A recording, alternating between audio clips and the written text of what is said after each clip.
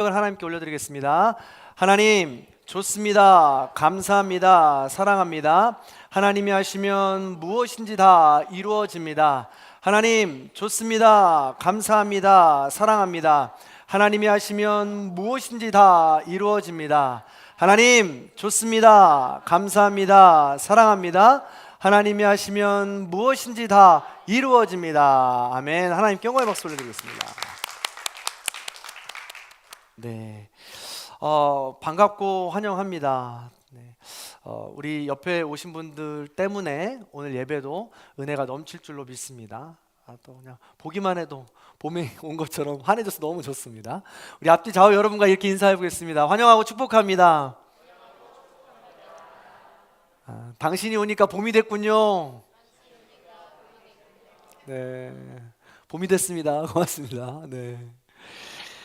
교회력으로 우리 지난주일까지는 주현절이었습니다. 새해를 시작하면서 빛 되신 주님이 온 천하에 드러나길 소망하는 절기였습니다. 주현, 주님이 현, 나타나기를 원하는 절기다라는 것이죠.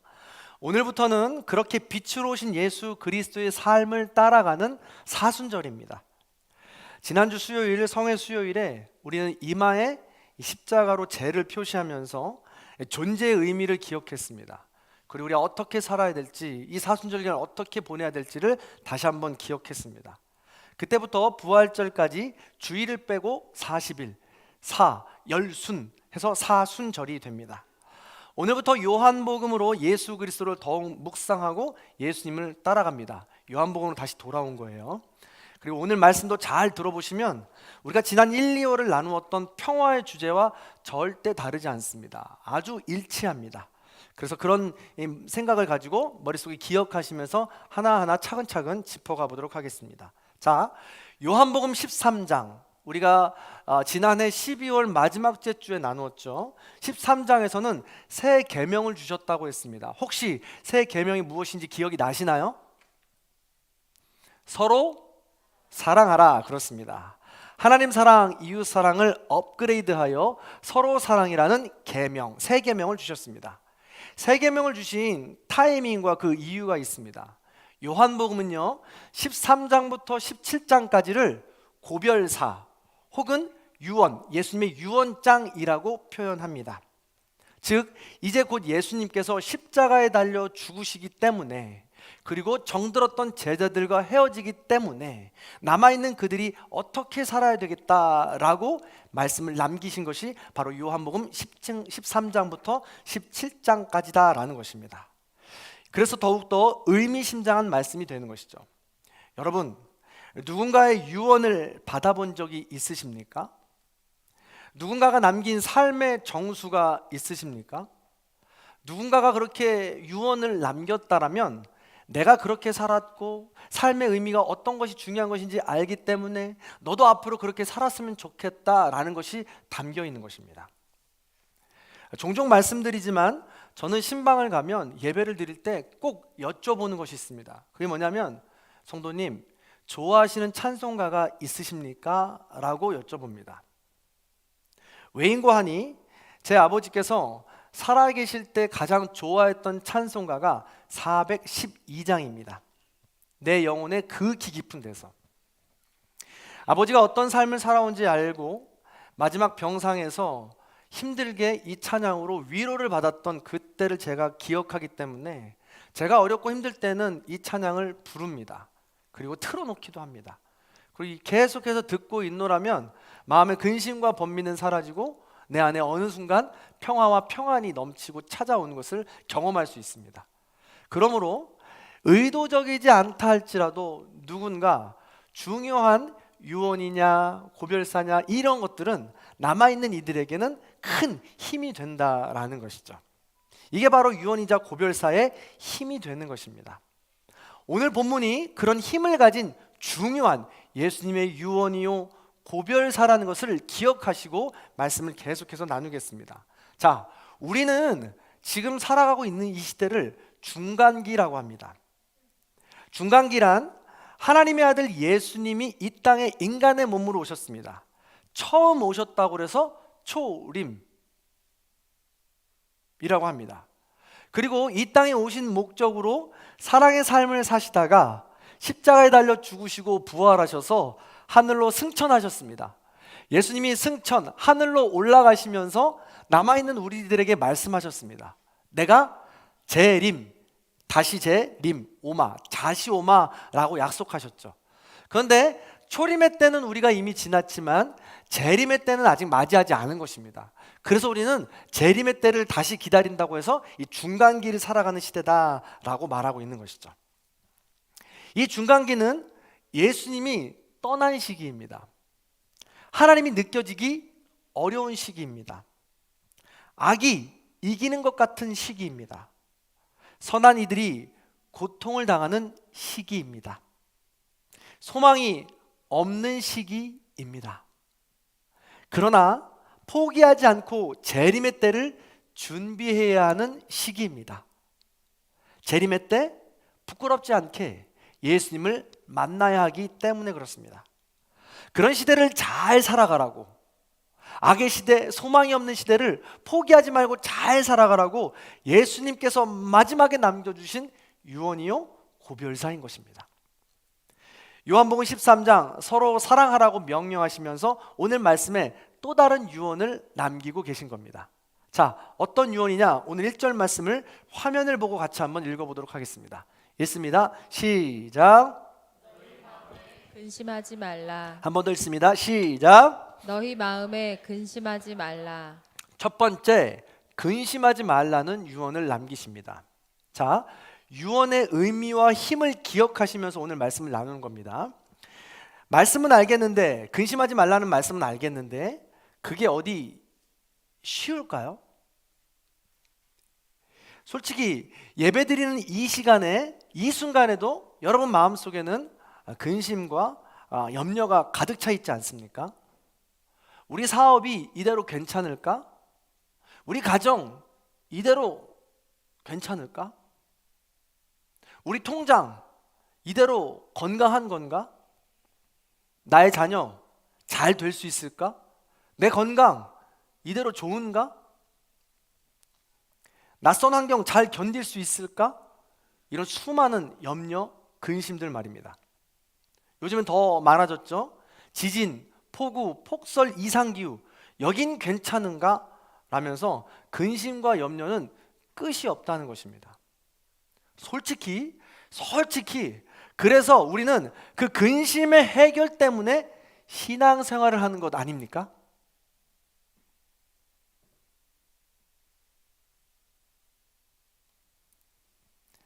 그런데 그것도 나쁘지는 않습니다.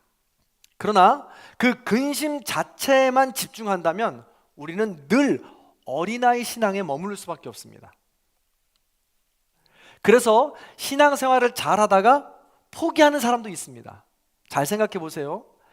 신앙생활을 잘하다가 포기한 사람들을 면면히 살펴보면 근심하지 말라고 하니까 그 근심이 저절로 해결될 줄 바라다가 근심이 해결되지 않으니까 뒤통수 맞았다면서 예수님 손을 그냥 놓아버리는 겁니다. 그렇게 사람들은 근심거리에 집중합니다. 근심거리에 집중하다 보면 근심이 정말 닥쳐서 해결되지 않을 때는 예수님의 손을 놓는다는 거예요. 그러나 예수님은 너희는 마음에 근심하지 말라시며 빈 마음에 집중하고 계십니다.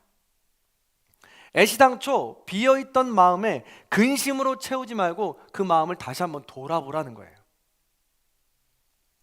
그럴 때 근심하지 말라는 것은 그 근심 자체가 해결되는 것으로만 끝나는 것이 아니라 우리가 더 나은 존재로 변화되는 자리까지 우리를 인도하시는 메시지다라는 것이죠.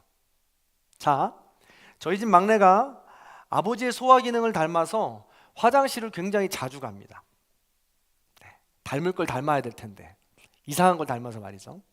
그런데 화장실을 가는 것이 녀석에는 근심거리였습니다. 그래서 1년, 2년 전까지만 해도 어린이집에 가서도 화장실을 가지 못하고 큰일은 집에 와서 봐서 부모님의 손을 닿아야 됐던 때가 있었습니다. 그래야 안심이 되었던 것 같습니다. 그런데 지금도 외식을 위해서 식당에 가면 밥을 먹는데 꼭 한 번씩은 화장실에 가자고 합니다. 외식하러 나가면 남자 화장실에 가야 되니까 아빠가 꼭 가야 되거든요. 네. 그래서 그런데 생각해 보시기 바랍니다. 지금 그 아이의 연령대의 가장 근심거리 중에 하나가 화장실입니다. 그런데 먹거리의 특징을 모르고 생리 현상에 익숙하지 않아서 사전에 조절할 수 없는 어린아이입니다. 그런데 아버지인 제가 덩달아 그 근심인 화장실에만 집중한다면 이 아이는 어떻게 될까요? 맛있게 밥을 먹는데 제가 그 근심거리에만 집중한다면 화가 날지도 모르겠습니다. 넌 언제까지 밥 먹을 건데 화장실 갈 거야. 이제 7살인데 8살인데 하지 말아야지 라고 하면서 아이를 닥달하지 않겠습니까? 그리고 내가 밥 먹기 전에 다녀오라고 했지 라고 할 수도 있지 않겠습니까? 안 그러시나 보죠? 네, 저만. 네. 어쨌든 그렇게 아이의 근심거리에만 집중한다면 근심은 근심을 더 낳을 뿐입니다. 그렇게 근심은 그 존재를, 그 문제를 해결해 주지 못할 뿐더러 그 존재 자체를 더 성장하지 못하게 합니다.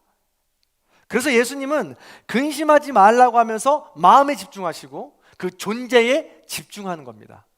그래서 우리도 근심하지 말라 할 때, 근심거리가 있을 때 마음에 집중해보고 그 존재에 집중할 때 우리는 조금 더 성숙한 존재로 나아갈 수 있게 된다는 것이죠. 그리고 그렇게 예수님이 그 길을 걸어가 주신 겁니다. 예수님은 근심거리에 집중하는 것이 아니라 그 마음에 집중했다고 했습니다. 그랬더니 이렇게 반박하시는 분들이 있습니다. 예수님은 근심거리가 없으신 신이니까요, 염려가 없으신 분이시니까요 라고 말씀할 수도 있습니다. 그런데 그렇지 않습니다. 그렇지 않기에 오늘 이 말씀이 우리에게 더 큰 위로가 되는 것이고, 우리에게 남겨진 중간길을 살아가는 우리가 어떻게 근심에 대해서 대처해야 되는지를 알게 하는 본문이 되는 겁니다. 자, 오늘 본문에서 근심이라는 단어가 헬라어로는 타라소라고 합니다. 자, 저를 따라 하십니다. 타라소. 타라소. 네, 이 흔들다, 교란하다라는 뜻으로 우리의 마음이 중심을 잡지 못하고 갈팡질팡하는 것을 뜻합니다. 그렇게 이 단어를 살펴보니까 예수님도 이 타라소 하신 경우가 많았다는 거예요. 이 타라소, 근심하신 분이 우리한테 근심하지 말라고 말씀하셨다라는 겁니다. 언제 그랬느냐? 먼저 요한복음 11장 33절에 보니까 예수님의 가장 친한 친구 나사로가 죽었습니다. 나사로가 죽은 이야기를 듣고 마리아와 마르다를 만나러 갑니다. 그때 자매들을 만나서 심령의 비통이 여기시고 하면서 타라소를 사용했습니다. 예수님도 가장 친한 친구를 잃은 슬픔으로 인해서 흔들리고 요동치며 근심했다는 것입니다. 요한복음 12장 27절에서도 쓰였습니다. 한 알의 밀알이 죽어서 땅에 떨어져서 죽어야 열매를 맺는다는 본문을 이야기하면서 이제 곧 내가 죽을 거라고 말씀하시면서 마음이 괴로우니 무슨 말을 하리요? 라면서 타라소를 사용하셨습니다. 다가올 죽음으로 인해 예수님도 흔들리고 요동치며 염려했다는 것입니다. 한 군데 더 살펴볼까요? 요한복음 13장 21절 최후의 만찬에서 이제 곧 배신할 가룟 유다를 이야기하면서 심령이 괴로워 증언하여 이르시되 라면서 타라소를 사용하셨습니다. 이 세상에서 가장 오래 잊혀지지 않을 비참한 삶을 선택할 그 가룟 유다가 제자라고 생각하니 예수님 마음에 근심이 가득했던 것입니다. 그래서 예수님도 근심하셨던 분이다라는 것입니다. 다시 말해 오늘 본문에서 마음에 근심하지 말라는 것은 예수님도 우리와 같은 성정을 가진 분으로서 근심거리가 많은 분이었다는 것입니다. 우리가 가질 아픔과 어려움을 다 알고 있다는 것입니다. 그래서 그 마음을 이해하시겠다는 것으로 공감하고 위로하시겠다는 것입니다. 그래서 울고 있는 이에게 다가가셔서 예수님도 울지 마, 힘든 이에게 다가가셔서 괜찮아, 힘내 라고 위로하시는 거예요. 본인도 그런 과정들을 다 겪었으면서 그 존재에 집중하고 계신 거죠. 위로하고 계신 겁니다.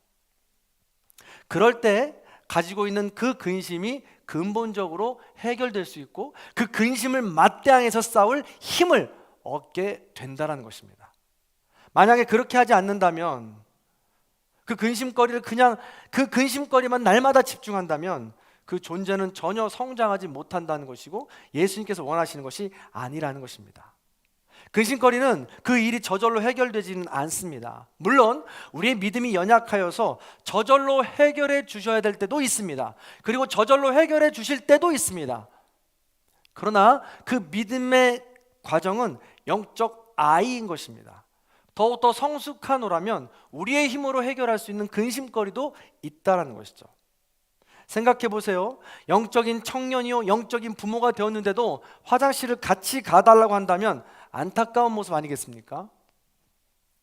예수님이 지금 내가 걱정하는 그 모든 상황과 여건을 알고 그 두려움 가운데 우리를 홀로 버려두지 않고 그 마음을 위로하며 함께 하시겠다고 약속하신 겁니다. 그리고 그 길을 근심하지 말라고 하면서 그 원리를 우리에게 가르쳐 주면서 우리도 그 원리대로 해 나아갈 때 우리가 가진 근심조차도 타인에 대한 마음을 그 근심거리가 아니라 마음으로 우리가 함께 나눌 때 우리가 가진 근심조차도 해결될 수 있다고 지금 말씀하고 있는 겁니다. 아멘. 그렇습니다. 그러면서 두 번째로 또 말씀하시는 것이 있습니다. 예수님은 마음에 근심하지 말라고 하시면서 구체적으로 한 걸음 더 명령하십니다. 자, 1절 말씀을 통으로 다시 한번 읽어보겠습니다. 화면을 보고 있습니다. 시작. 나를 믿으라. 아멘. 두 번째, 믿음으로 살라고 명령하십니다. 믿음으로 살라고 명령하십니다. 자, 우리가 제일 근심하는 주제가 무엇입니까? 생명과 죽음입니다. 화장실 문제만은 아니죠. 그런데 예수님은 지금 1절, 2절, 3절에서 죽음에 대해서 말씀하시면서 근심하지 말고 믿음으로 나아가라고 말씀합니다. 자, 믿음이 무엇입니까? 완전한 믿음은 우리의 머릿속에 그치는 것이 아닙니다. 입술로 그치는 것이 아니에요. 그래서 완전한 믿음은 진짜 우리가 그 일들을 맞닥뜨렸을 때 그것이 진짜 믿음인지 아닌지를 우리가 검증하게 됩니다. 마찬가지예요. 그렇게 근심하지 말고 하나님을 믿으니 또 나를 믿으라 라고 이야기하면서 하늘나라에 내가 거처를 만들어 놓았다 라고 주님이 약속하셨는데도 도마는 묻습니다. 뭐라고 묻습니까? 자, 5절입니다. 5절도 같이 읽어봅니다. 시작. 도마가 이르되 주여 주께서 어디로 가시는지 우리가 알지 못하거늘 그 길을 어찌 알겠사옵나이까. 아멘. 초대교회에서 그리스도인들은 자기 자신들을 부릴 때 길을 아는 사람들이라고 불렀습니다. 길을 걸어가는 사람들이라고 불렀습니다. 그들은 인생의 완전한 길을 알고 그 길을 잘 걸어가는 사람이라는 뜻이었죠. 그런데 도마가 지금까지 예수님과 함께 진정한 길을 잘 걸었다고 해서 걸어왔다고 생각했는데 예수님께 묻는 겁니다. 그 길 내가 모르겠는데요? 그 길 어떻게 가는 거죠? 라고 지금 도마가 물어보는 겁니다. 그랬더니 예수님께서 말씀하시죠. 유명한 말씀입니다. 6절. 예수께서 이르시되 내가 곧 길이요 진리요 생명이니 나로 말미암지 않고는 아버지께로 올 자가 없느니라. 그렇습니다. 예수님께서 길이라고 말씀하십니다. 그리고 예수님께서 완전한 길을 내어주셨다고 말씀하는 겁니다. 그냥 입으로 끝나는 믿음이 아니요, 머리로 그치는 길이 아니요, 예수님께서 직접 살아내셔서 만든 길이요, 길이라는 것이죠. 그렇습니다. 긍휼과 자비, 겸손과 온유, 인내와 선한 분노, 용납과 용서의 삶을 완전하게 살아내시면서 길을 만들어 주신 것입니다. 그래서 자기 자신을 그렇게 길이라고 자신 있게 말씀하시는 것이죠. 그런데 옆에 서 있던 빌립이 한마디 더 거듭니다. 뭐라고요? 주여, 하나님을 보여주소서. 내가 그러면 믿겠습니다. 그 길이 무슨 길인지 내가 알겠습니다. 그랬더니 예수님 또 말씀하십니다. 10절에 보니까 내가 아버지 안에 있고 아버지는 내 안에 계신 것을 믿지 아니하느냐? 내가 지금까지 요한복음 13장까지 그렇게 너희와 함께 길을 만들어 걸어왔는데, 그렇게 내 안에 계신 하나님은 사랑이라 해서 사랑을 보여주었는데 아직까지도 모르겠다는 것이냐? 라면서 반문하신 겁니다. 예수님은 완전한 사랑으로 완전히 살아내신 사랑 그 자체이십니다. 그러니 예수님이 길이요 하나님이라고 말씀하고 있는 것입니다. 그러나 사람들은 여전히 믿지 못하죠. 여러분은 어떻습니까? 보이는 예수님을 믿는 것이 쉽겠습니까? 보이지 않는 하나님을 믿는 것이 쉽겠습니까? 보이는 예수님. 그렇죠. 대부분 그렇게 대답할 것입니다.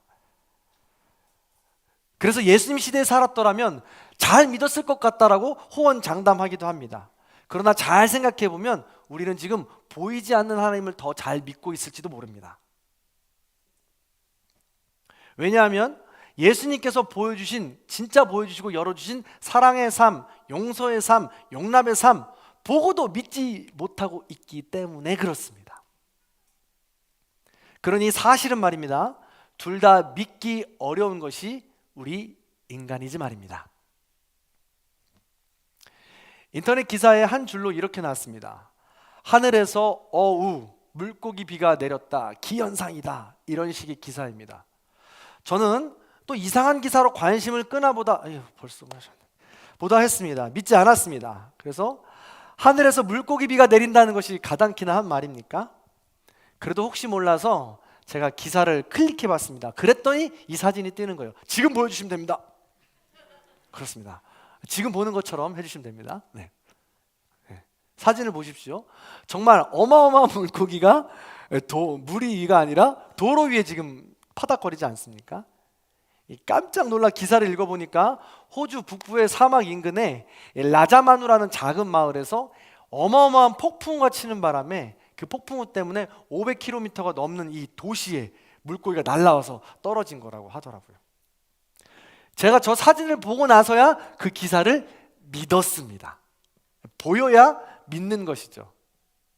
그래서 제가 지인한테 이런 일도 있다더라 라면서 얘기를 했더니 역시 믿지 않습니다. 그래서 제가 믿어보라고 사진을 보여줍니다. 그랬는데 사진을 보면 믿어야 되지 않아요? 근데 역시 믿지 않으면서 뭐라고 하냐면 이 사진 조작된 거다, 가짜 뉴스다 라고 이야기하면서 믿지를 않는 거예요. 이처럼 믿음을 갖는다는 건 굉장히 어려운 일입니다. 보고도 믿기 어렵고 안 보아도 믿기 어려운 것이 바로 인간의 존재라는 것이죠. 이렇게 인간의 믿음이 연약하고 의심이 많으니까 우리의 삶에 근심이 쌓일 수밖에 없다라는 것이죠. 그런데 의심 많은 우리를 위해서 예수님이 직접 오신 겁니다. 그리고 하나님께로 가는 길을 인간으로서 한 걸음 한 걸음 걸어가 주신 것입니다. 때로는 긍휼과 자비로, 때로는 겸손과 온유로, 때로는 인내와 선한 분노, 그리고 용납과 용서로 그 길을 끝까지 완주해 주셔서 십자가에 달려 죽으심으로 그 길을 완성하셨고 열어주신 것입니다. 그래서 근심하지 말고 믿으라 라는 이 유언이, 이 고별사가 우리에게는 더 값지게 다가오는 것입니다. 그래서 우리의 입술로, 우리의 머리로 끝내는 것이 아니라 우리도 그 길을 열어내야 되는 사명감을 가질 수 있게 되는 것입니다. 사랑하는 성도 여러분, 말씀을 맺겠습니다. 예수님의 고별사요 유언은 사랑입니다. 악이 가득하고 평안이 없는 시대를 살아갈 자녀들을 보시면서 안타까움에 남기셨습니다. 그러나 예수님은 지금도 마음에 근심하지 말라시며 우리를 100% 공감하십니다. 예수님은 믿음으로 살라시며 그 길을 손수 열어주셨고 그 길을 함께 열어가자고 지금도 함께 하십니다. 예수님은 우리가 완주할 수 있도록 지금도 하늘보좌 우편에서 우리를 위해 중보하고 계시며 지금도 보혜사 성령님으로 우리와 함께하고 계십니다. 따라서 우리도 작은 예수가 되어서 근심거리에 머무는 삶이 아니라, 입술과 머리에 머무는 믿음의 삶이 아니라 길을 내어 걸어갈 수 있는 믿음의 삶이요, 근심거리를 넘어 존재를 바라볼 수 있는 성숙한 존재로서 우리는 한 걸음 한 걸음 나아가야 된다는 것입니다. 성도 여러분, 아직도 근심거리에 집중하고 나 자신에게만 머물러 있으십니까? 주님께서 보혜사 성령님으로 함께 하시겠다고 약속하시며 작은 예수의 자리로 믿음의 길로 여러분을 초대하고 계십니다. 아멘으로 순종하여서 이 사순절 기간 성숙함으로 나아가실 수 있는 저와 여러분의 삶이 다 될 수 있기를 주님의 이름으로 간절히 축원합니다. 그 마음을 담아서 우리 함께 찬양하겠습니다. 예수 늘 함께 하시네. 근심거리에 머무르지 않게 하시고 입과 머리에 머무른 믿음이 되지 않게 하시고 걸어가게 하옵소서. 우리 그런 마음 갖고 찬양합니다. 고단한 인생길 힘겨운 오늘도 예수 내 마음 아시네. 지나간 아픔도 마주할 세상도 예수 내 마음 아시네. 하루를 살아도 기쁨으로 가리 예수 늘 함께 하시네. 후회도 염려도 온전히 맡기리 예수 늘 함께 하시네. 믿음의 눈 들어 주를 보리. 이 또한 지나가리라. 주어진 내 삶의 시간 속에 주의 뜻 알게. 처음부터 다시 한번 찬양합니다. 고단한 인생길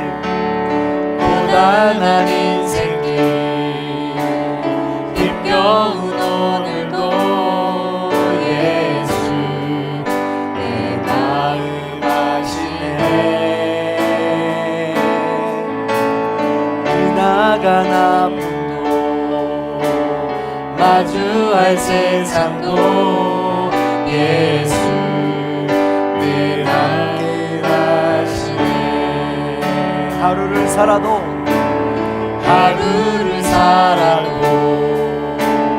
기쁨으로 가리 예수 늘 함께 하시네. 후회도 염려도 온전히 맡기리 예수 늘 함께 하시네.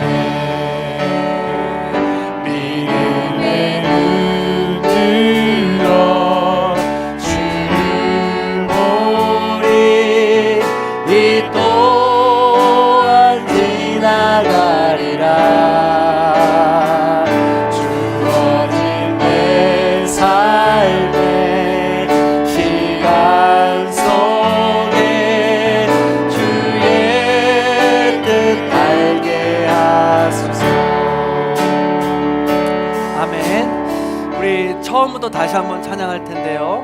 가사를 잘 기억하시면서 우리 찬양했으면 좋겠습니다. 근심거리에 집중할 수밖에 없는 삶을 살아가십니까?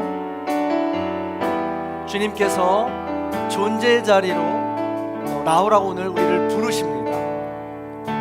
어쩔 수 없이 근심거리에 매몰되어 살아갈 수밖에 없는 그런 삶으로 살아가십니까? 그런 나를 탓하지 마십시오. 사실은 아주 오래전부터 우리 부모님 때로부터 혹은 친구들로부터 받은 이런 삶의 흔적 때문에 그렇습니다. 괜찮다고 주님 말씀하시면서, 주님 다 이해하신다고 말씀하시면서, 공감하신다고 말씀하시면서 존재의 자리로 다시 한번 나오라고 우리를 부르십니다. 이 찬양의 가사를 잘 기억하시면서 믿음의 고백으로 선포하시고, 또 지금도 공감의 마음으로 우리와 함께 하시겠다고는 그 음성으로 들으시면서 위로의 말씀, 위로의 찬양으로 우리 함께 나누었으면 좋겠습니다. 다시 한번 가사를 잘 기억하시면서, 그리고 다른 누군가 아니라 나만을 기억하시면서 우리 찬양을 함께 나누도록 하겠습니다. 처음부터 찬양합니다.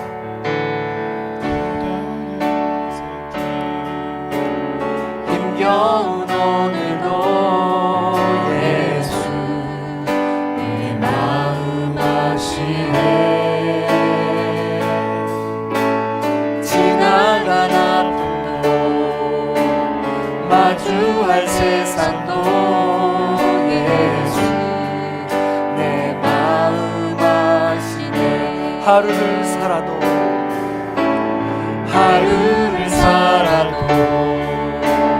기쁨으로 가리 예수 늘 함께 하시네. 후회도 염려도 온전히 맡기리 예수 늘 함께 하시네. 믿음의 눈 들어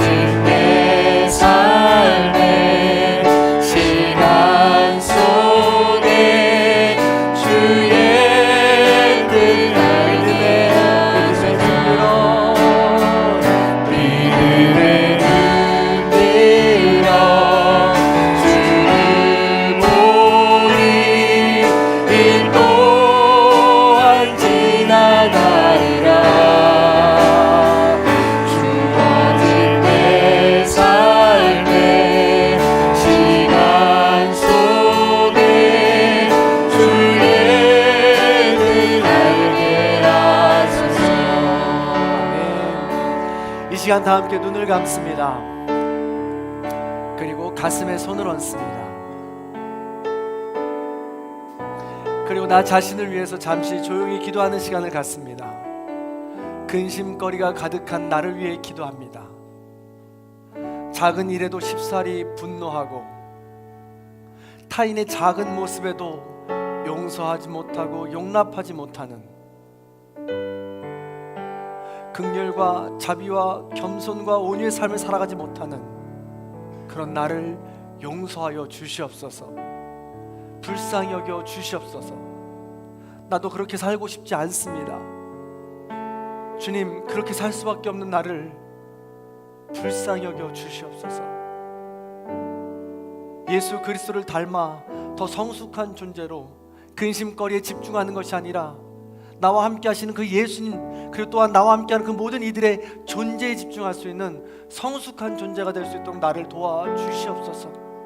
그런 마음을 가지고 나 자신과 내 남편과 아내, 우리 가족들, 그리고 우리 모든 지인들 위해서 잠시 조용히 기도하겠습니다.